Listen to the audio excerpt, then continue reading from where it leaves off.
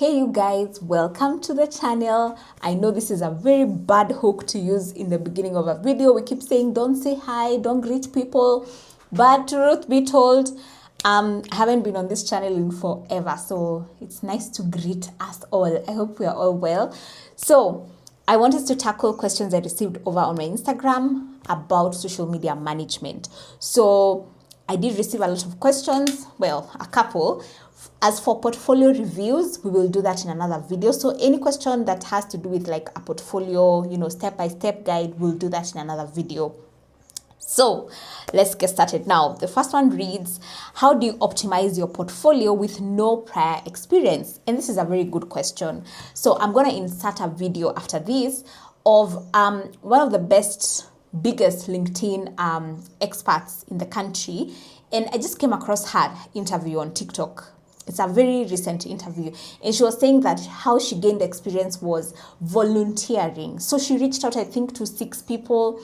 I want to help you optimize your LinkedIn, etc. So you use the skills that you already have. Say you're good at creating content. Yeah. Right now, guys, content is king. How you document. It's not even overproducing, but how you tell the story and also the content ideas is really, really big right now. So anyway, reach out, say, to even small businesses on Instagram. You can see maybe they're struggling, okay? Just volunteer your time and your skills. Like, even if it's reporting every day, go there as an intern, okay? Learn, you can prepare like a proposal to this brand. Tell them, I've seen your competition. This is what they are doing. I can be able to just come in, offer my experience, let me execute some of these strategies I have seen others using. Then you can use that experience to put in a portfolio, put in the videos, some of the best performing videos or videos you're proud of, pictures, okay? That's how you build a portfolio with no experience. And you guys, Gen Z, I think a lot of us are young people. Back in the day, volunteering was a thing. In your CV, like volunteering work, some employers used to look at, have you volunteered anywhere? I think that is a great thing that used to happen back in the day that has been lost in this new generation that we are in. However, I think it's one of the smartest things you can do. Don't wait for work. Don't wait until the Social Insider posts a job opportunity. Jitume, send yourself. So anyway, to answer this question, without experience, reach out to people. Tell them you want to work with them for free and share your skills with them. Then you can package that and put it in a portfolio. Okay, back to LinkedIn, which I know is your bread and butter. Yes. 75,000. How can you advise someone who's starting from zero? Running a full-time business is no joke. I now have a strict salary of my own. Even my accountant, I'm the only one who went to my accountant. I'm like, you know what? I also want to have a salary. A lot of young people really want that fast money, that quick money. But the thing is, you need some proof. You need social proof. And so I decided, let me do pro bono for 2 months. So I did around 6 to 7 weeks. Really intentional. Let me tell you, Joy, I was reaching out to people in the DMs. Do you mind if I optimize your profile? Manage it. I managed so many profiles before I got my very first paying client. Next question, do I need certifications and how do I pitch? You do not need certifications, but they are good, okay? The beauty about certifications are you can be able to speak more about your experience or what you're good at in an interview. It's a conversation starter. It helps your conversation have more meat. As opposed to just, you have no certification, etc., an employer will just go straight into, okay, what have you done, okay? But if you have like an education, someone can be able to ask, okay, so what did you learn from there? And I'm like, oh, okay, so you guys were taught, email marketing, you were taught about bulk SMSs, you were taught about, digital marketing, something, MailChimp, Canva, It helps an employer have more questions to ask you that can help you appear as though you know more than, that you know more. So you don't need a certification, but it's a nice to have. So the free ones are there. Kina Coursera, they're putting this in Kenya who are offering courses. You can take those up, but it's not a must, but it's a nice to have. For example, like for me, in case you didn't know, one of the best things I ever did was do a certification from 𝗪𝗪𝗧𝗪. 𝗪𝗪𝗧𝗪, the course is called Marketing in a Digital World. It's a digital marketing specialization course that had, I don't know how many modules. There were so many modules. And believe me, just because that university that was offering it was in Chicago, like that's something I used to brag about in my CV, you know. I knew someone would ask me, oh, so tell me about this Chicago business.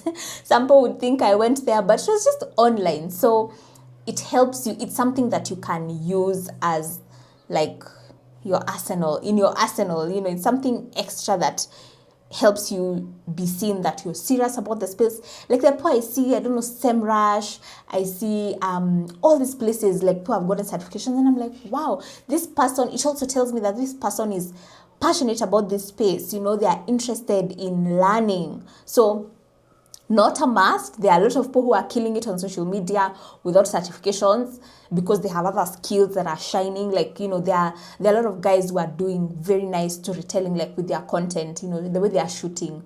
If you've seen a lot of restaurant content, you know, there's a way people are shooting and it's well done. It's to a time, you know.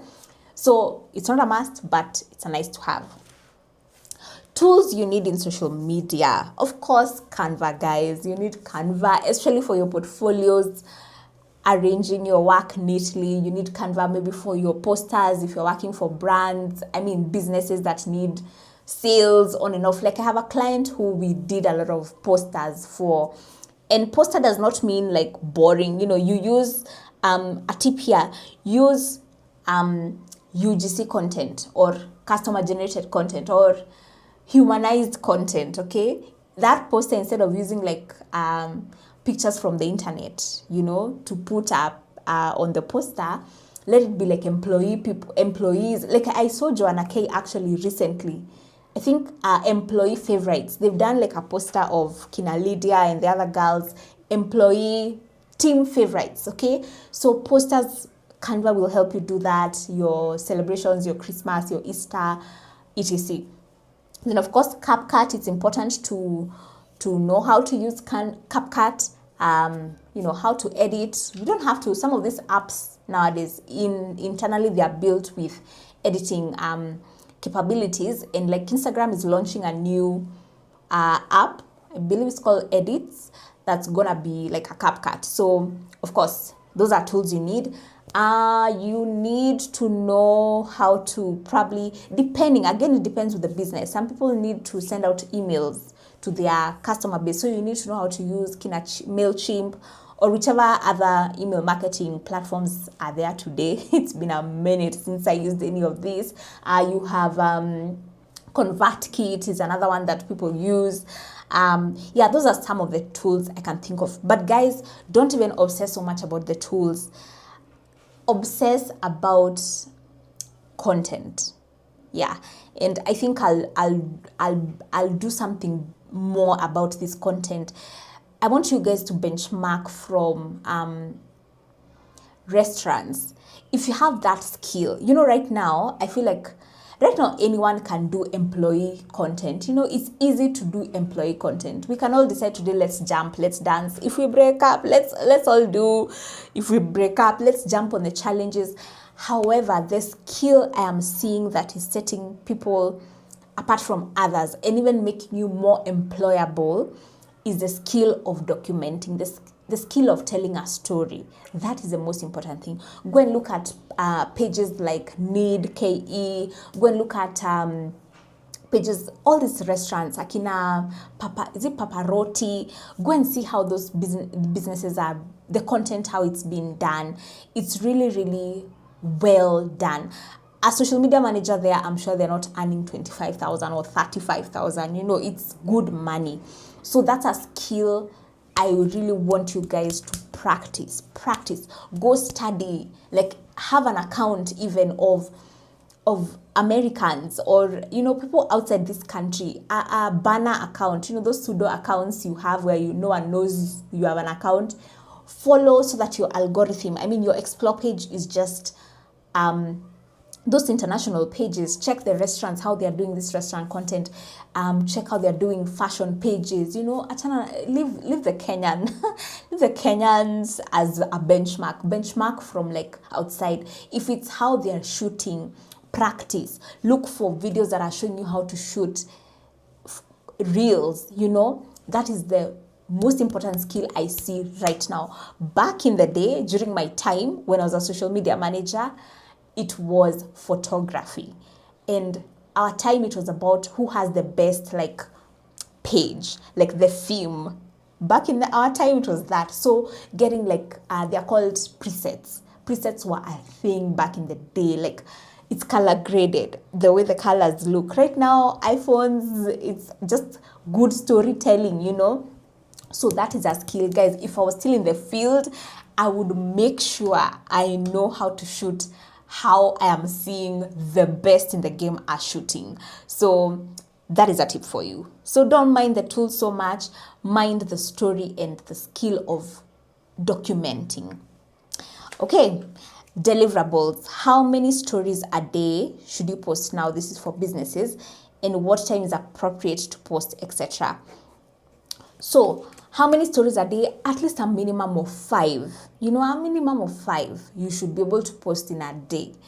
And like for businesses, you know, I will now sound like a broken record. I say Monday to Saturday you have to post, because those are your operating hours. If you had a shop, think about it.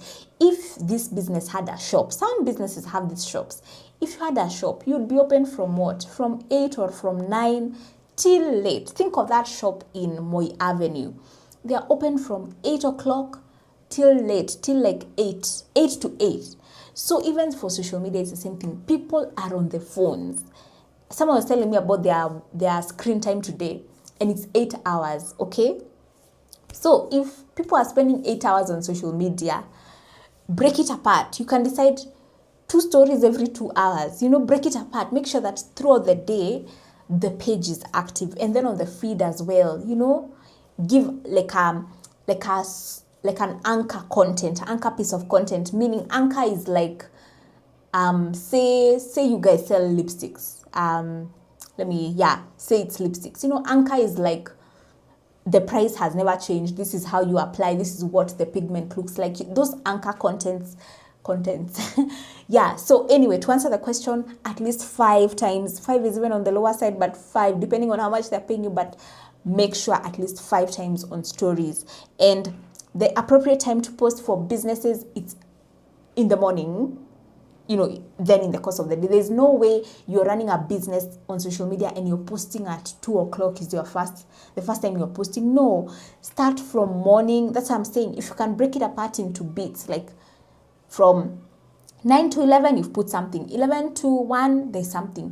1 to 3, there's something. Because think of it like this. Customers, when they wake up, they'll probably open. Then maybe after their meetings, people are working, right? They take a short break for tea. That's like at 11. They go back and check social media. Then at lunchtime. Then in the afternoon, after they are, you know, they've boycotted up at 3:30. Then home time, you know, in the evening, at night also, so they can be able to watch everything in the evening. But it's nice to make sure that you're active throughout the day, okay? Yes, appropriate time, as I've said. Like for me, with the clients that some of the few we have, we always do like we are open in the morning at 9 o'clock. That is like standard. 9 o'clock, we are open. And then you proceed into the day. How to download Canva portfolio with videos and with the videos playing without the sound overlaps. Yes, I've been in interviews before where you're viewing a portfolio, and if you've put a video and there are say 3 videos in one slide, they all start playing at the same time. I believe there's a setting that allows you to open without that. Yeah, so I think I'll try and insert a demo of where that setting is. So I'll share that. Are we social media managers responsible for creating content for the brand? Of course, girl. Of course, social media, when you're a manager, I feel like there's a confusion that management means just managing. But if you go to corporate, if you're a manager, you're not just overseeing, you also have your tasks, okay? It's not just managerial. No, management is the whole, it captures the whole thing.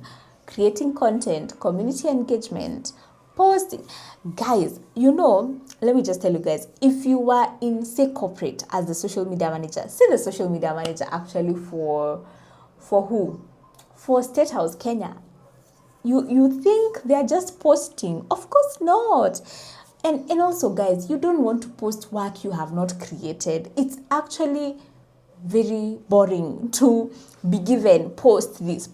No, your social media, I feel like social media work is for creatives. You need to have some level of creativity. So enjoy creating, you know, enjoy posting work that you're the one who has created, right? So coming up, imagine the joy in seeing content you created going viral. You know, it feels very nice, right? So yes, you are responsible for that. How to create a portfolio, we've said we'll do that in another video. Someone is struggling with managing several brands. Now this one, of course, time management is very important. You have to time block. Time blocking means set aside like 3 hours. The first 3 hours, say 9 to 12. No interruptions. No entering on Instagram in that time. No. The first 3 hours of the day are for X brand. The next hours are for this brand. It has nothing to do with anything. No one is at fault here. It is just how you're managing your time. So you have to be very, very organized. Like have like a folder or a spreadsheet. This one is for this client, this one is for this client, this one is for this client.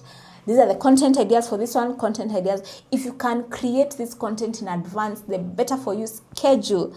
You have to be very, very organized. If you're gonna do freelance, you have to be very organized, or you just go and work for just one person so that you learn how to juggle many things. Because when you go full-time, you will be given more responsibilities. Instead of just posting content and shooting, maybe you're assisting the sales girl, maybe you're acting as a PA. So it will help you know how to run many things at a time. But yeah, this one just has to do with management. Yeah.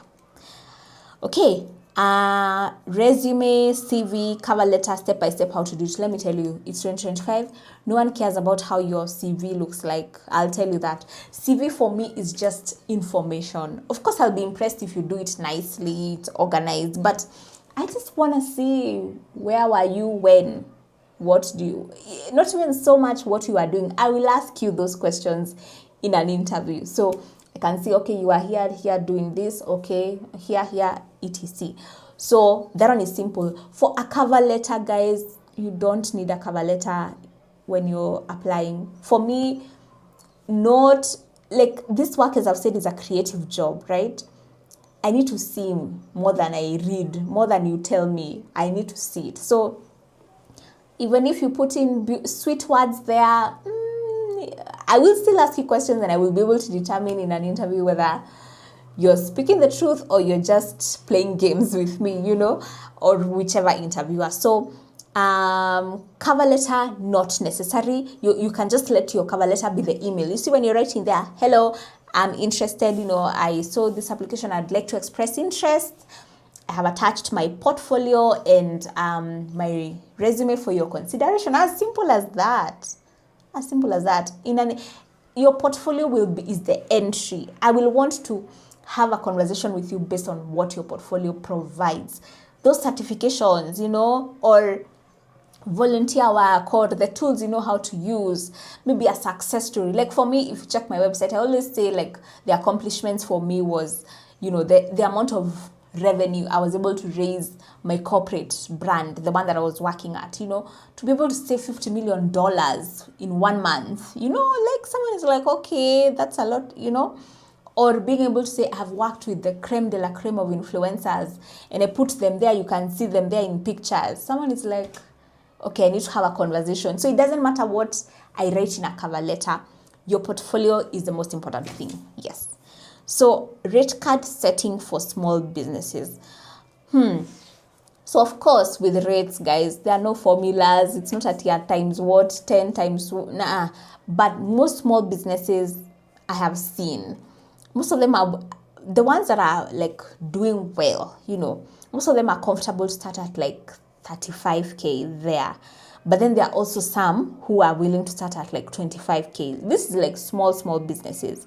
But maybe you see this person with many brands. I would urge you maybe, if you're targeting the very small brands, don't be full-time, so that at least you're able to do other jobs. So that you're not just depending on a 25K every month, that's it. At least say 2 jobs, that's 50K. You know, if it's 35K, I know most of them want people full-time. I have seen it. I have seen it. And of course, as you go on with the 50Ks and on, they want people full-time. But yeah. And also, actually, if you're just starting out, I don't recommend you get many clients. I'll tell you that. I do not recommend you get many clients. Get one. Give your all to that one so that you learn many things. Like me, being a social media manager for 3.5 years, PA, brand manager, it grew. In fact, I started as a PA who was doing social media management. It was both of those. So me as a PA, I got to learn a lot. As a PA, as a social media manager, I got to learn a lot. Then becoming a brand manager, where now I'm sitting in meetings, you know, like don't chase the money so much. Like chase the learning, the experience. You just don't want to be like, I've seen a lot of bougie social media managers. They just want to create and post and that's it. Like they're not trying to learn any new thing. They're not trying to be challenged, you know. Don't be that.